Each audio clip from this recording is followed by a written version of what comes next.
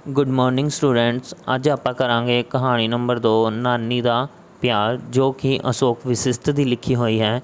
इस कहानी दे विच जिहड़े सरहदां दे आर पार यानी कि भारत ते पाकिस्तान के जिहड़े आर पार के लोग हैं उन्हां दी जिहड़ी आपसी सांझ है उन्हां नूं पेश किया है। ते इस कहानी विच जिहड़ा है जात धर्म कारण यानी कि आपसी जिहड़ी जात पात कारण ਵੱਖ-ਵੱਖ ਧਰਮਾਂ ਕਾਰਨ ਜਿਹੜੇ लड़ाई झगड़े पैदा होए हैं उन्हां तों जिहड़ा है दूर करन दी प्रेरणा दी है। तो इसका जिहड़ा मुख पात्र है वह है रोहित, जिस दा जन्म जो कि आज़ादी तो 2 साल मगरों जलंधर दे विच हुंदा है। तो अपना पुराना पिंड देखने लई लाहौर फेरा मारन आउंदा है। तो उत्थे दे जिहड़े मुसलमान दुकानदार हैं उन्हां वल्लों जिहड़ी है उसकी जिहड़ी खातरदारी की जाती है। तो उत्थे उन्हां दे जिहड़े पुराने गवांढी हैं उन्हां द्वारा जिहड़ा आओ भगत उन्हां दा भाईचारा जिहड़ा है उन्हां दी तस्वीर नूं पेश किया है। कहानी का आसार देखो। लाहौर विच टांगे उत्ते बैठे रोहित दी नाल दियां सवारियां नाल तांगिਆਂ बारे गलबात चल पई। रोहित ने दस्सिया कि आज़ादी तो कुछ वरे पहलां जलंधर, अमृतसर ते लुधियाणे वर्गे शहरां विच तांगे चलते सन, पर हुण नहीं दिसदे। यानी कि जदों उत्थे जाके तांगे की सवारी करता है तो नाल दियां बैठियां सवारियां नूं दसदा है कि आज़ादी तो जिहड़ा यानी कि 1947 तो पहलां भारत के आज़ाद होने तो पहलां उधर भी जिहड़ा है ये तांगे चलते सन, पर हुण उत्थे तांगे नहीं दिसदे। पिछली सीट उत्ते बैठी सवारी दे पुछण ते उसने दस्सिया कि वह जलंधर दा जंपल है। जंपल का मतलब है कि उसका जिहड़ा जन्म है वह जलंधर विच होया है, पर उसका जन्म आज़ादी तो जिहड़ा है 2 साल मगरों होया सी। पर उसके दादा जी इत्थे लाहौर विच ही रहिंदे सन, यानी कि उन्हां दा जिहड़ा पहलां दा पिंड सी वह लाहौर विच उहदे दादकियां दा पिंड सी। एक होर सवारी ने दस्सिया कि उन्हां दा घर कारोबार जलंधर विच ही सी। उसदे दादा जी उत्थे थाणेदार सन। विचकार बैठी सवारी ने रोहित नूं कहा कि लाहौर विच उन्हां दा मेहमान है, जेकर उसनूं कोई तकलीफ होवे तां दस्से। यानी कि उत्थे दे जिहड़े लोग सन रोहित नूं उत्थे आया मेहमान समझते सन, तो उसकी काफ़ी खातिरदारी करते हैं। तो उन्होंने कहते हैं कि जेकर उसनूं कोई भी इत्थे दा दिक्कत होवे तो उन्हां नूं जरूर दस्से। रोहित ने दस्सिया कि कल आजम मार्केट में जदों वह कपड़ा लैन गया तो दुकानदार जलंधर का निकल आया। उसने उसकी खूब आओ भगत की। आओ भगत की मतलब काफ़ी उसकी जड़ी खातरदारी की। तो उसने उसके घर की बनी रोटी, मठियाई ते लस्सी नाल सेवा की। तो फिर मंजे उत्ते आराम करन लई कहा। जागन पिछों उसनों फिर चाह दे नाल मठियाई पेश की गई। दुकानदार ने उसनों दस्सिया कि सच्ची गल यह है कि उसकी शक्ल जिहड़ी है ते गल करन दा जिहड़ा अंदाज़ है उसके छोटे स्वर्गवासी अहमद दे नाल मिलदा जुलदा है। यानी कि उसका जिहड़ा छोटा भरा दुकानदार का जिहड़ा छोटा भरा है वह जो कि स्वर्गवास हो चुकिया सी। ते उसने रोहित दे विच जिहड़ा है अपने छोटे भरा दा हुलिया नज़र आउंदा है। इस करके उसकी काफ़ी जिहड़ी आओ भगत यानी कि काफ़ी खातरदारी करता है।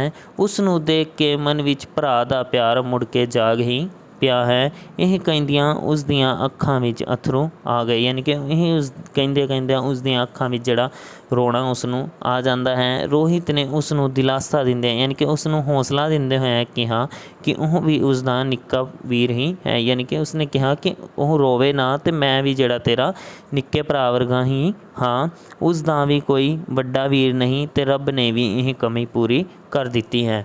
जदों रोहित ने विशा बदलण लई उसदे नाल बैठे सज्जन नूं कपड़िਆਂ ਦਾ बिल देण लई कहा तो वह दुकानदार बुरी तरह गरजिया। यानी कि वह बहुत गुस्से विच आके बोलिया तो कहन लगा कि उसकी हिम्मत किद्दां पई यह गल कहन दी।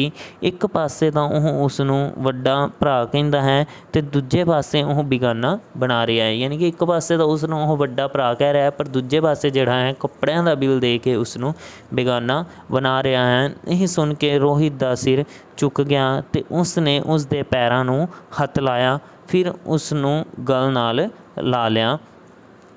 इस समय रोहित दियाँ अखां विच अथरू देख के तांगे वाले ने कहा कि इहो असल गल है, साडे अंदर धड़कदे दिल इक्को हन। सियासतदान भावें लख यतन कर लैन। सियासतदान का अर्थ है कि जिहड़े यह राजनीतिक लोग हैं इन्हां ने भावें जात धर्म के आधार पर सानू वंड के ਵੱਖ-ਵੱਖ देशों में वंड दिता है, पर जिहड़े साडे दिलों के अंदर प्यार है वह अज भी भारत ते पाकिस्तान लई इक्को ही है। ਪਿੱਛੇ ਬੈਠੇ ਸਵਾਰੀ ਦੇ ਪੁੱਛਣ 'ਤੇ ਰੋਹਿਤ ਨੇ ਦੱਸਿਆ ਕਿ ਉਸ ਦੇ ਦਾਦਾ ਜੀ ਦਾ ਇਸਲਾਮੀਆ ਕਾਲਜ ਦੇ ਪਿੱਛੇ ਦਿਲ ਮੁਹੰਮਦ ਰੋਡ 'ਤੇ ਪੋਖਰ ਸਟਰੀਟ ਵਿੱਚ ਪੈਂਦੇ ਮੁਹੱਲਾ ਪ੍ਰੇਮ ਗਲੀ ਵਿੱਚ ਆਪਣਾ ਮਕਾਨ ਸੀ। ਰੋਹਿਤ ਨੇ ਦੱਸਿਆ ਕਿ ਉਹ ਇੱਕ ਵਾਰ ਹੋ ਆਇਆ ਹੈ ਅਤੇ ਹੁਣ ਦੂਜੀ ਵਾਰ ਉੱਥੇ ਜਾ ਰਿਹਾ ਹੈ। ਨਾਲ ਬੈਠੀ ਸਵਾਰੀ ਨੇ ਉੱਥੇ ਦੇ ਅਨੁਭਵ ਬਾਰੇ ਪੁੱਛਿਆ। ਅਨੁਭਵ ਮਤਲਬ ਜਿਹੜਾ ਉਸਦਾ ਐਕਸਪੀਰੀਅੰਸ ਸੀ, ਜੋ ਕਿ ਉੱਥੇ ਪਹਿਲਾਂ ਜਾ ਚੁੱਕਿਆ ਸੀ, ਉਸ ਬਾਰੇ ਪੁੱਛਿਆ। ਤਾਂ ਰੋਹਿਤ ਨੇ ਉੱਤਰ ਦਿੱਤਾ ਕਿ ਉੱਥੇ ਉਸ ਨਾਲ ਇੱਕ ਅਲੋਕਾਰੀ ਗੱਲ ਹੋਈ। ਅਲੋਕਾਰੀ ਦਾ ਮਤਲਬ ਹੈ ਕਿ ਅਨੋਖੀ, ਯਾਨੀ ਕਿ ਅਜੀਬੋ ਗਰੀਬ ਜਿਹੜੀ ਆਪਾਂ ਕਹਿ ਦਿੰਦੇ ਹਾਂ, ਗੱਲ ਹੋਈ। ਉਸ ਦੇ ਨਾਲ ਬੈਠੀਆਂ ਸਵਾਰੀਆਂ ਉਸ ਬਾਰੇ ਜਾਣਨ ਲਈ ਉਤਸੁਕ ਹੋ ਗਈਆਂ। ਰੋਹਿਤ ਨੇ ਦੱਸਿਆ ਕਿ ਵੰਡ ਤੋਂ ਪਹਿਲਾਂ ਉਹਨਾਂ ਦਾ ਗੁਆਂਢੀ ਸੀ ਇਮਾਮ ਬਖਸ਼, ਯਾਨੀ ਕਿ ਜਿਹੜਾ ਉਹਨਾਂ ਦਾ ਪੁਰਾਣਾ ਘਰ ਸੀ ਤਾਂ ਉੱਥੇ ਉਹਨਾਂ ਦਾ ਗੁਆਂਢੀ ਸੀ ਇਮਾਮ ਬਖਸ਼। ਉਸ ਦੀ ਭੂਆ ਨੇ ਉਸ ਨੂੰ ਦੱਸਿਆ ਸੀ ਕਿ ਇਮਾਮ ਬਖਸ਼ ਦਾ ਪੁੱਤਰ ਮੰਨਾ ਉਸ ਦੇ ਚਾਚੇ ਦਾ ਲੰਗੋਟੀਆ ਯਾਰ ਸੀ। ਲੰਗੋਟੀਆ ਯਾਰ ਦਾ ਮਤਲਬ ਹੈ ਕਿ ਪੱਕਾ ਯਾਰ, ਯਾਨੀ ਕਿ ਜਨਮ ਤੋਂ ਹੀ ਜਿਹੜਾ ਪੱਕਾ ਯਾਰ ਸੀ। ਇਹ ਉੱਥੇ ਜਾ ਕੇ ਉਸ ਨੂੰ ਮਿਲੇ, ਯਾਨੀ ਕਿ ਜਦੋਂ ਉਹ ਲਾਹੌਰ ਲਈ ਨਿਕਲਿਆ ਤਾਂ ਉਸ ਦੀ ਭੂਆ ਨੇ ਦੱਸਿਆ ਕਿ ਉਹਨਾਂ ਦਾ ਗੁਆਂਢੀ ਜਿਹੜਾ ਹੈ ਇਮਾਮ ਬਖਸ਼ ਸੀ, ਤਾਂ ਉਸ ਦਾ ਪੁੱਤਰ ਜਿਹੜਾ ਹੈ ਮੰਨਾ ਹੈ, ਜੋ ਕਿ ਉਸ ਦੇ ਚਾਚੇ ਦਾ ਜਿਹੜਾ ਹੈ ਲੰਗੋਟੀਆ ਯਾਰ ਸੀ। ਤਾਂ ਉਹ ਲਾਹੌਰ ਵਿੱਚ ਜਾ ਕੇ ਸਭ ਤੋਂ ਪਹਿਲਾਂ ਉਸ ਨੂੰ ਮਿਲੇ। ਇਸ ਦੌਰਾਨ ਹੀ ਰੋਹਿਤ ਨੇ ਇੱਕ ਬਜ਼ੁਰਗ ਦੇ ਪੁੱਛਣ 'ਤੇ ਦੱਸਿਆ ਕਿ ਫਿਲੌਰ ਜਾਂਦਾ ਰਹਿੰਦਾ ਹੈ, ਕਿਉਂਕਿ ਉੱਥੇ 5-6 ਕਿਲੋਮੀਟਰ ਦੂਰ ਉਸ ਦਾ ਨਾਨਕਾ ਪਿੰਡ ਸੀ। ਰੋਹਿਤ ਨੇ ਆਪਣੀ ਗੱਲ ਜਾਰੀ ਰੱਖਦਿਆਂ ਕਿਹਾ ਕਿ ਜਦੋਂ ਉਹ ਚਾਚੇ ਮੰਨੇ ਨੂੰ ਮਿਲਿਆ ਤਾਂ ਉਹ ਉਸ ਨੂੰ ਉਸ ਦਾ ਘਰ ਦਿਖਾਉਣ ਲਈ ਲੈ ਗਿਆ, ਯਾਨੀ ਕਿ ਮੰਨਾ ਜਿਹੜਾ ਹੈ ਰੋਹਿਤ ਨੂੰ ਉਸ ਦਾ ਪੁਰਾਣਾ ਘਰ ਦਿਖਾਉਣ ਲਈ ਲੈ ਕੇ ਗਿਆ।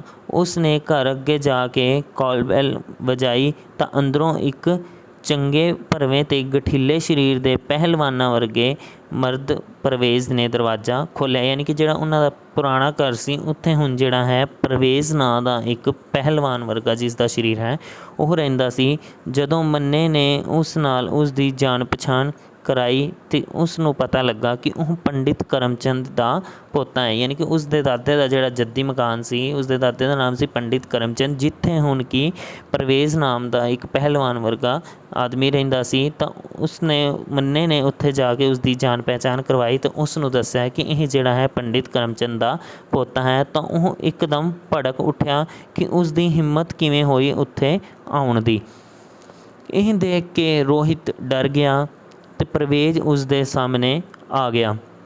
ਉਸ ਨੂੰ ਲੱਗਾ ਕਿ ਉਹ ਉਸ ਦਾ ਗਲਾ ਦਬਾ ਦੇਵੇਗਾ, ਪਰ ਨੇੜੇ ਆ ਕੇ ਉਸ ਨੂੰ ਕਲਾਵੇ ਵਿੱਚ ਲੈ ਲਿਆ। ਕਲਾਵੇ ਦਾ ਮਤਲਬ ਹੈ ਕਿ ਆਪਣੀ ਬਾਹਾਂ ਦੇ ਵਿੱਚ ਉਸ ਨੂੰ ਲੈ ਲਿਆ ਅਤੇ ਕਹਿਣ ਲੱਗਾ ਕਿ ਉਹ ਬਹਾਦਰ ਬਾਬੇ ਦਾ ਪੋਤਾ ਇਸ ਤਰ੍ਹਾਂ ਮੇਮਨਾ ਬਣ ਕੇ ਕਿਉਂ ਖੜ੍ਹਾ ਹੈ। ਬਹਾਦਰ ਬਾਬੇ ਦਾ ਮਤਲਬ ਕਿ ਜਿਹੜਾ ਉਸ ਦਾ ਦਾਦਾ ਹੈ ਉਹ ਕਾਫੀ ਬਹਾਦਰ ਸੀ, ਅਤੇ ਇਹ ਜਿਹੜਾ ਰੋਹਿਤ ਹੈ ਉਹ ਇਸ ਤਰ੍ਹਾਂ ਡਰ ਕੇ, ਮੇਮਨਾ ਬਣ ਕੇ ਮਤਲਬ ਇਸ ਤਰ੍ਹਾਂ ਡਰ ਕੇ ਕਿਉਂ ਖੜ੍ਹਾ ਹੈ। ਉਸ ਨੇ ਕਿਹਾ ਕਿ ਇਹ ਘਰ ਉਸ ਦੇ ਬਾਬੇ ਦੀ ਨਿਸ਼ਾਨੀ ਹੈ, ਉਹ ਕਦੇ ਵੀ ਇੱਥੇ ਆ ਸਕਦਾ ਹੈ। ਮੰਨੇ ਚਾਚੇ ਨੇ ਰੋਹਿਤ ਨੂੰ ਦੱਸਿਆ ਕਿ ਪਰਵੇਜ਼ ਬਹੁਤ ਵੱਡਾ ਕਲਾਕਾਰ ਹੈ, ਉਹ ਨਾਟਕ ਖੇਡਦਾ ਅਤੇ ਸੱਭਿਆਚਾਰਕ ਪ੍ਰੋਗਰਾਮਾਂ ਵਿੱਚ ਵੱਧ ਚੜ੍ਹ ਕੇ ਹਿੱਸਾ ਲੈਂਦਾ ਹੈ।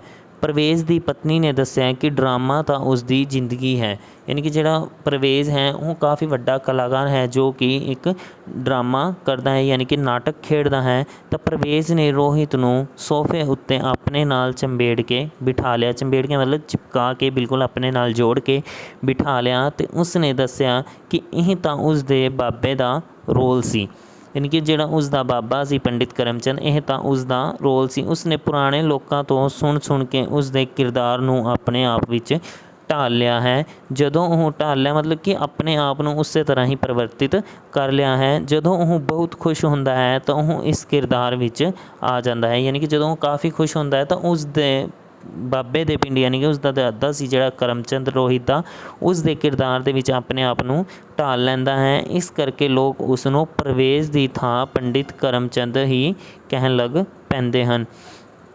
ਇਹ ਦੇਖ ਕੇ ਰੋਹਿਤ ਦੀਆਂ ਅੱਖਾਂ ਵਿੱਚ ਅੱਥਰੂ ਆ ਗਏ। ਫਿਰ ਉਸ ਨੇ ਉਸ ਨੂੰ ਸਾਰਾ ਘਰ ਦਿਖਾਇਆ। ਇਹ ਘਟਨਾ ਸੁਣਾਉਂਦਿਆਂ ਰੋਹਿਤ ਨੇ ਕਿਹਾ ਕਿ ਉੱਥੇ ਉਸ ਨੂੰ ਆਪਣੇ ਬਾਬੇ ਦੇ ਦਰਸ਼ਨ ਹੋ ਗਏ। ਤਾਂਗਾ ਲੰਡੇ ਬਾਜ਼ਾਰ ਵੱਲ ਜਾ ਰਿਹਾ ਸੀ। ਅਚਾਨਕ ਪਿਛਲੀ ਸੀਟ ਉੱਤੇ ਬੁਰਕੇ ਵਾਲੀ ਇੱਕ ਬਜ਼ੁਰਗ ਔਰਤ, ਜੋ ਕਿ ਤਾਂਗਾ ਰੁਕਵਾ ਲਿਆ ਅਤੇ ਹੇਠਾਂ ਉਤਰ ਕੇ 10 ਕਿੰਨੂ ਲਏ ਅਤੇ ਰੋਹਿਤ ਨੂੰ ਹੇਠਾਂ ਸੱਦਿਆ। ਉਸਨੇ ਉਸ ਨੂੰ ਗਲਵਕੜੀ ਪਾ ਕੇ, ਗਲਵਕੜੀ ਦਾ ਮਤਲਬ ਹੈ ਕਿ ਉਸ ਨੂੰ ਗਲੇ ਮਿਲ ਕੇ ਅਤੇ ਸਿਰ ਪਲੋਸਦਿਆਂ, ਸਿਰ ਪਲੋਸਦਾ ਮਤਲਬ ਉਸ ਦੇ ਸਿਰ 'ਤੇ ਪਿਆਰ ਦਿੰਦਾ ਹੋਇਆ ਮੱਥਾ ਚੁੰਮਦਿਆਂ ਦੱਸਿਆ ਕਿ ਉਹ ਉਸਦੇ ਨਾਨਕਿਆਂ ਦੇ ਪਿੰਡ ਲਾਂਦੜੇ ਦੀ ਹੈ। ਯਾਨੀ ਕਿ ਲਾਂਦੜਾ ਜਿਹੜਾ ਹੈ ਪਿੰਡ ਹੈ ਉੱਥੇ, ਜਿੱਥੇ ਕਿ ਰੋਹਿਤ ਦੇ ਨਾਨਕੇ ਰਹਿੰਦੇ ਸਨ। ਉਸਨੇ ਕਿਨੂਆਂ ਦਾ ਥੈਲਾ ਉਸਦੇ ਹੱਥ ਫੜਾਇਆ ਅਤੇ ਕਿਹਾ ਕਿ ਉਹ ਨਾਨੀ ਦਾ ਪਿਆਰ ਲੈਂਦਾ ਜਾਵੇ। Thank you.